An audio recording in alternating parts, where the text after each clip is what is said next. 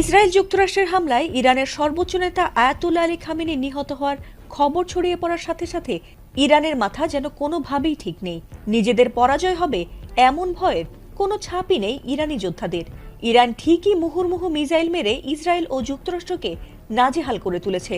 তবে এই যুদ্ধে ইরানের পাশে কোনো মুসলিম রাষ্ট্র না দাঁড়ালেও এবার আমেরিকার ওপর প্রচণ্ড ক্ষেপে গিয়ে তেহরানের পাশে দাঁড়ানোর ঘোষণা দিয়েছেন পারমাণবিক শক্তিধর দেশ উত্তর কোরিয়ার প্রেসিডেন্ট কিম জং উন।